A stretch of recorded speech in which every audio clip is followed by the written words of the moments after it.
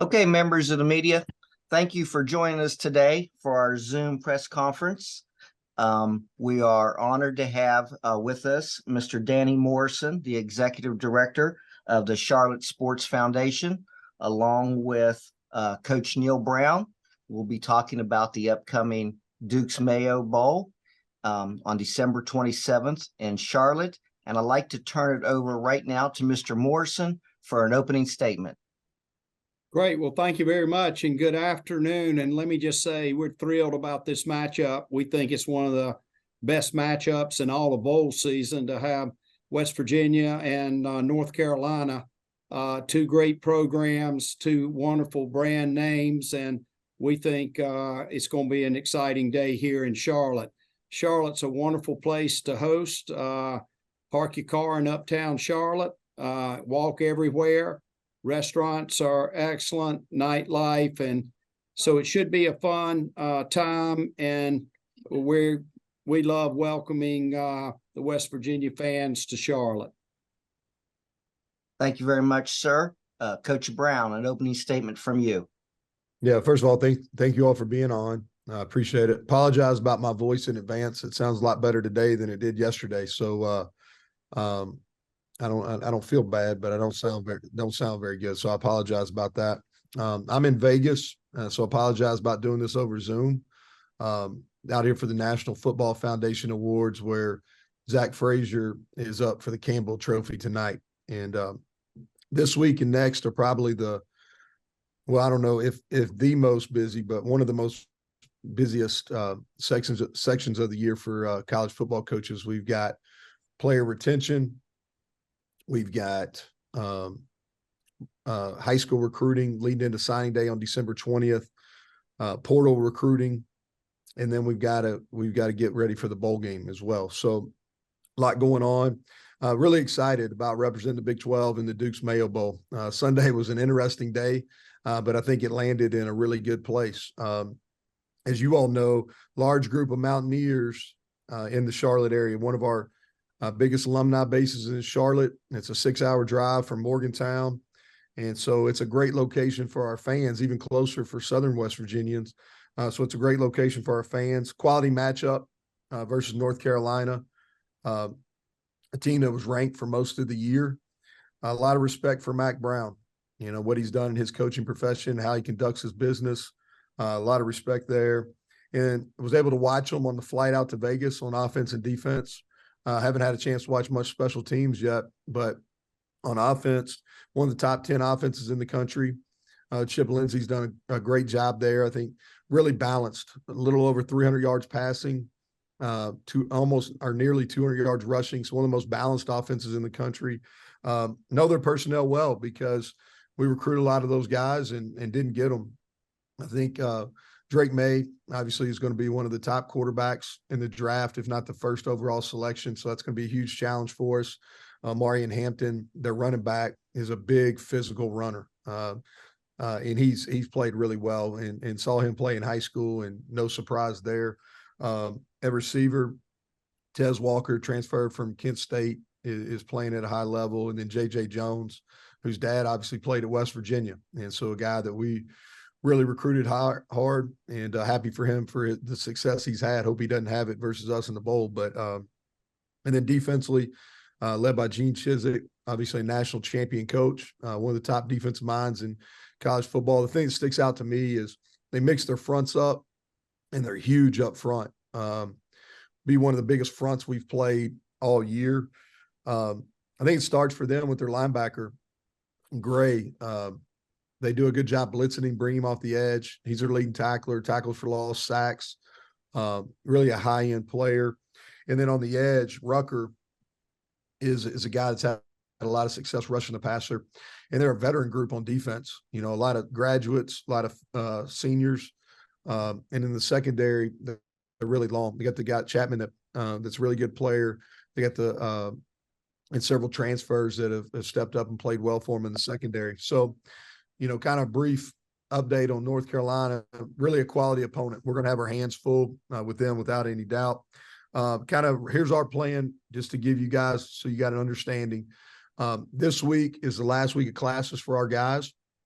and we're staying sharp. They're spending a lot of time with Coach Joseph, doing a little bit of football work, but we'll start practicing again on Saturday and Sunday, and then next week is finals week, and so we won't have football activities. We'll pick back up on Friday, and I don't have those dates. I think it's the 16th maybe, but we'll start really North Carolina prep there, and we'll practice Friday, Saturday, Sunday, Monday, give the guys some time off, and then really get into our game week starting on the 22nd, and then we'll leave to come to Charlotte on the 23rd. And so that's kind of our plan. Again, excited about the opponent, excited about the location, and really the goals for us is to make this an enjoyable experience for our players and get a 9th win. And so that's it for me. So with that, I'll take questions, Greg. Thank you very much, Coach. Members of the media, Mr. Morrison has agreed to stay on with us throughout our Zoom conference today. So any questions for Mr. Morrison or Coach Brown will be accepted. Please use the raised hand feature. And as Coach said, our first question will go to Greg Hunter. So, Mr. Morrison, let's start with you a little bit. Obviously, the Big 12 was not part of the bowl contract for you guys. So give us a little bit of the Reader's Digest version of how this came about, when you started to get an inkling that maybe you'd not have an SEC team in your bowl, and how ultimately you got to WVU. Well, first of all, the whole bowl season, you end up playing whack-a-mole almost every year. This one just had more of them. And so things worked out beautifully. Sometimes you make the sausage and you hope you have a wonderful outcome, which we did. And the fact that the Big 12 had an extra bowl eligible team certainly worked well in our favor. And ESPN has always been great about helping in all of bowl season. And so this just worked out where Big 12 has an extra team. West Virginia is a perfect fit for us in our bowl, and we're able to get a quality opponent in North Carolina. So it's one of those days where there seem to be moving parts all throughout the day, and then you get thrilled with the matchup that you have at the end. Greg, do you have a follow-up? Not right now. Let somebody else go. I'll jump in later. Okay. We'll go to our next question to Cody Nesper. Hey, Neal. I guess somebody's got to ask, but one, do you like mayonnaise? And two, are you willing to take the mayonnaise bath if you win? I plead the fifth on the first question. And yes, I'll gladly take, if that means a 9th win, I'll gladly take the bath. Our next question goes to Kevin Kinder. Thanks. Mr. Morrison, can you tell us all of the entities that are involved in that day of bowl selections? You know, it kind of seems like a throwback to some of the old days when, you know, all the different bowls were jockeying for position. And I know you have the ties that you got to fulfill, but, you know, what people are on the phone or talking to each other? And are there proposals being made? Hey, match this team and that team. This is what we want. No, I wouldn't say proposal. It's just as you work through all of the various scenarios, you try to come out with what might make the most sense. And with West Virginia sitting in close proximity to Charlotte, and I've always said that when teams, the best bowl experiences are when fans can drive. You have more fans, better environment. And so geography in this particular case worked in our favor. We'll go to Mike Asti. Okay, guys. Neal, just obviously you guys probably were aware of some projections that were out there before this landed on the bowl. So just your number one, just your initial reaction, and if there was any surprise there, because obviously this wasn't an initial tie-in and kind of involved some moving and shaking to make this happen. And then Number two, just on the opportunity with, as you said, this being a team that was ranked and is a team that is also a program that's been in, I believe, their 38th bowl. This is WVU's 40th, versus some of the projections of Group of 5 opponents. Like how that outlook would have been different for you, and then your reaction to this being the game. Yeah. So last week was an interesting week, and I've done this long enough now where there's a lot of unknowns. The bowl system's changed quite a bit in the last few years. It used to be the case after your last game, you'd have a pretty good understanding of where you might go. For us, the pendulum kind of swung back, several different ways last week. And I was Dax had a basketball game last Sunday afternoon, and Ren called and said, hey, I know this is a little bit out of left field, but what do you think? And really where we were the whole time was we wanted to play a Power 5 opponent in the bowl game. I felt like that was important.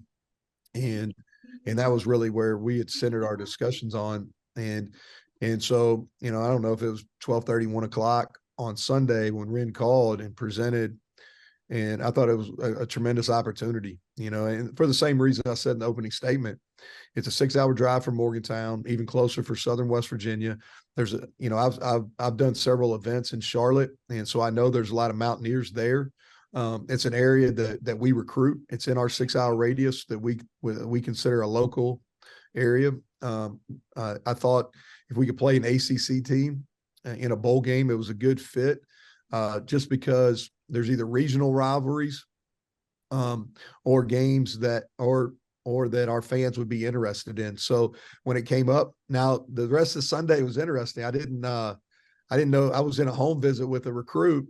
You usually find out, and they can tell you this, you usually find out your bowl assignment pretty quick. And the ACC, which I think has been well documented here over the last day or so, took a long time. And so I didn't find out our bowl assignment until I was sitting in a home visit, 6:30 or so Eastern time on Sunday night. But couldn't be more pleased. Great location, great bowl game. I already talked to several head coaches that have been in the game and talked about the experience their players have. So really looking forward to that.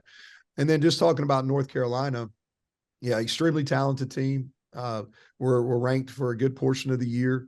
Have some high-end talented players. Several guys on that roster will get drafted. And so it's going to be an intriguing matchup for sure. We will go back to Greg Hunter. So Neal, you're in Vegas with Zach. So give us a little bit of insight onto his health, Preston Fox's health, any other injuries, and then you mentioned player retention. Can you give us a little bit of thought on who's going to and who's not going to be available for the bowl game? Greg, you're testing my education levels here. You gave me about 3 questions in one. So let me start with the first one. So Zach had successful surgery, and he's well on the road to recovery. He's a big guy to be going around in crutches, but we got him out here, and I thought it was important for him to be able to experience this. The Campbell Trophy is so special. I think he's got a legitimate chance to win. I'm really upset. I think it's totally unfair that he wasn't in the finalist for the Remington Award, which goes to the top center. I've seen all those guys, and in due respect, I think he's the best center in the country. And I think a lot of NFL people believe that as well. And so really disappointing. Same feelings I had on the Remington Award I have on the Joe Moore Award that goes to the best offensive line in the country. I think it was short-sighted. We ended the regular season as the #1 rushing offense in the country.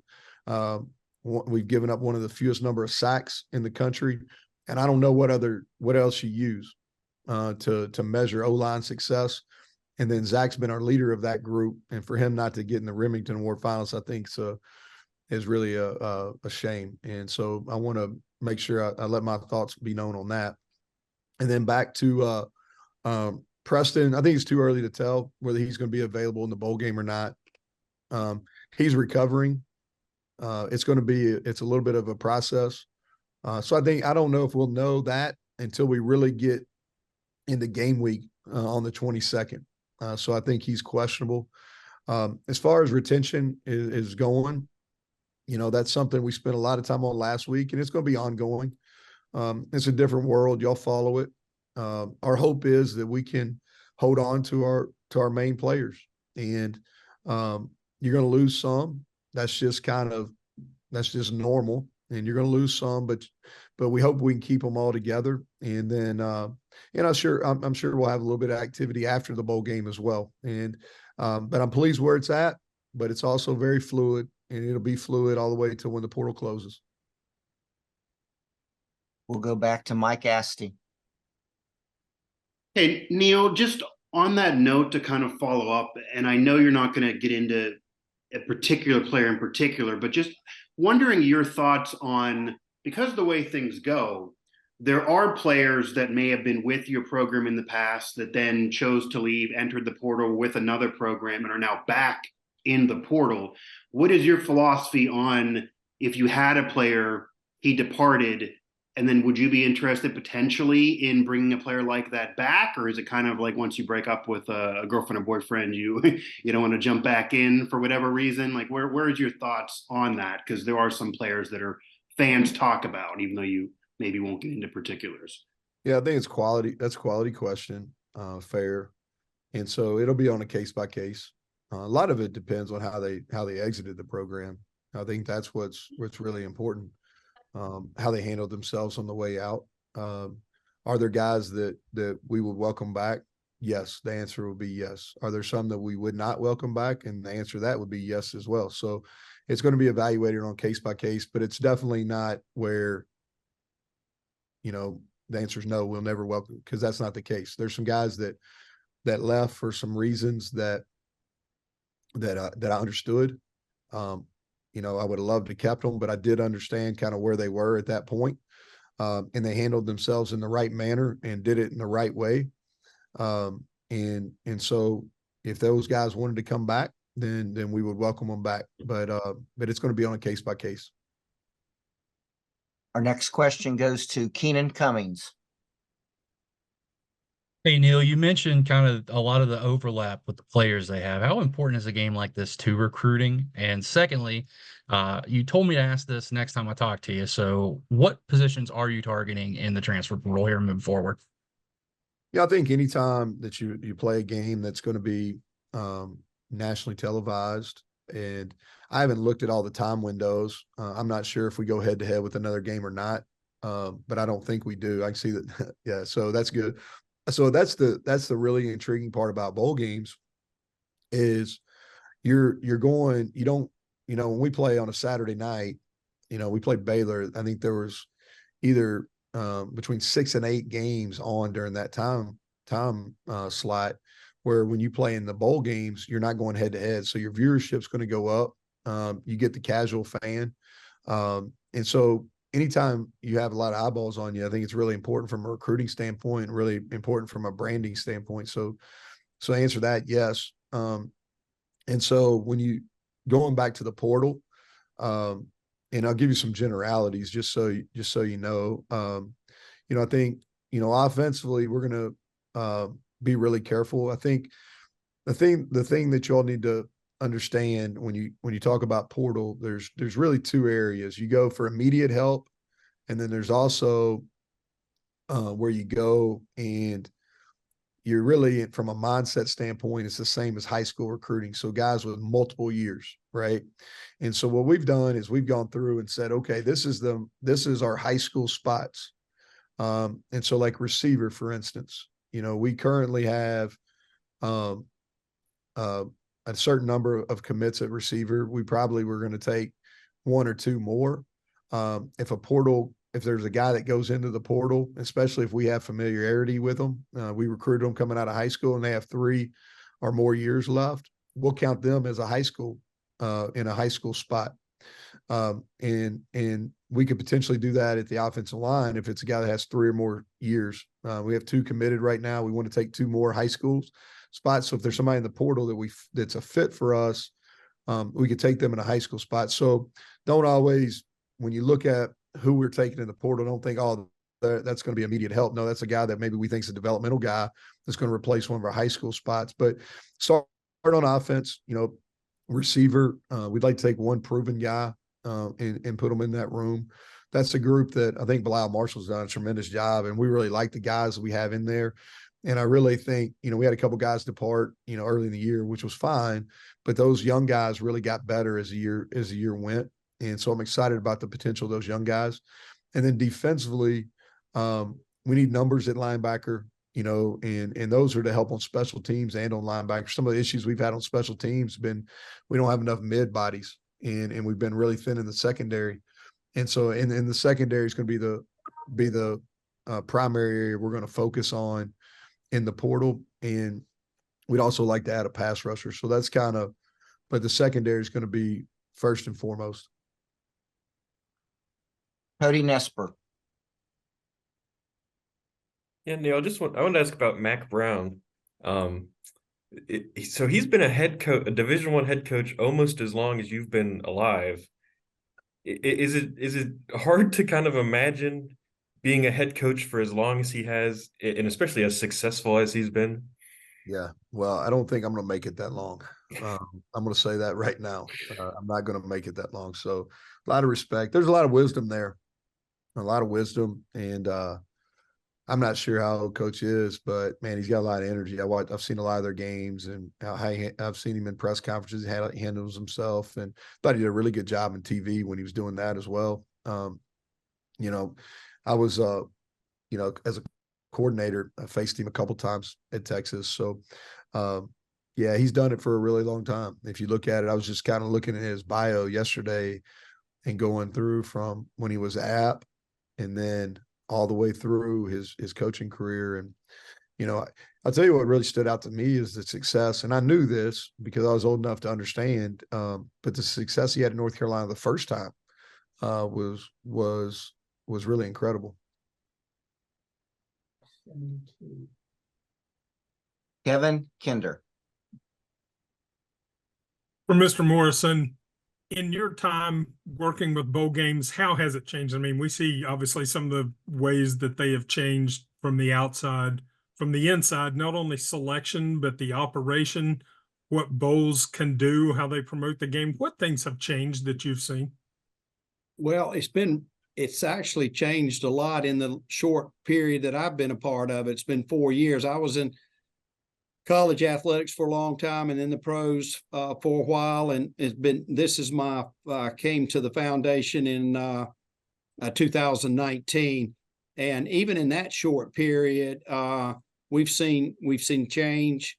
I think what I do respect is the fact that, like I said earlier, we're not unlike conferences where in a conference team A competes against team B, C, D, and so forth, but you also ask them to cooperate under the conference umbrella, and it's all held together by trust, and that's what we try to do in the bowl season. And I think it's just like college athletics over the last 4 years and all the changes we've seen there.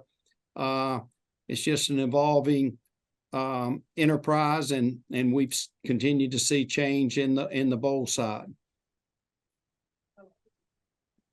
Our next question is from Bob Hertzel. Yeah, hey, Neal, question, and this is something that's kind of wondered about in retaining players. How do you the trust is not part of your department and all. How do you coordinate and corral the recruiting of who gets what and who they should be offering money to, or how does that work? Well, it's a complicated process first off, and It's a complicated question. yeah, and so where college football is right now, it's I don't even know how to explain it, Bob. Really, it's we're in a unique time where I'm a proponent. You all know this, like players should get paid. There should be, we're in a business model where college football has never been more profitable, and the guys on the field definitely deserve their share. And I think we're at a point where we really got to evaluate how we're doing that, because the current model is just not a very good one. And so we think we've got to really evaluate how we're compensating our guys. And I hadn't had a chance to look at what Charlie Baker put out today. I know he put out something kind of addressing some of this, but revenue sharing is definitely something that needs to be evaluated. And how do we get these guys compensated in a way that's fair is something that's going on. But no, the trust is not part of anything to do with our athletic department. They're a partner and a great partner, and something that's extremely important right now. And we're in the process of continuing to raise funds and to try to grow the amount of dollars we have that can benefit our players. But there's some different metrics that they use to determine what market value is. Our final Thank you. question today comes from Mike Kazaza. Danny, if I can go back to you for a second, just on the selection process. I'm curious, when you have an opening like this, what access do you have to other conferences and other schools? And then I guess that goes both ways. What access do they have to you? And do schools and alumni leaders and athletic directors, do they lobby and say, look at our offensive stats, look at our fan geography, proximity, all those variables too? Well, probably all of the above, but mainly it's conversations, who's got excess teams, who's got teams, not enough teams to fill their bowls, and then what makes the most sense as far as geography and matchups. And so it really came down in this situation to geography and a great matchup between two excellent programs and with great leaders, both named Brown. I believe Kevin Kinder, did you want to close this out? You came in there just a minute ago. Yes, really quickly. Neal, one question about the game itself and the reaction. You know, the narrative the past few years of some of the non-championship bowls being lessened in importance. What was your team's reaction? What was the program's reaction when you've been able to talk to some guys and tell them, hey, we're going here? Yeah, we had a team meeting yesterday morning and really positive. I think guys are excited. They like the location. A lot of their families are going to be able to drive to the game, which is important. And the matchup, you know, I think they're excited about the matchup. So, yeah, our guys are ready to get to work, and they're enjoying a little downtime, which is needed after a long season. But they're ready to get back and looking forward to facing a quality team, working to get our 9th win.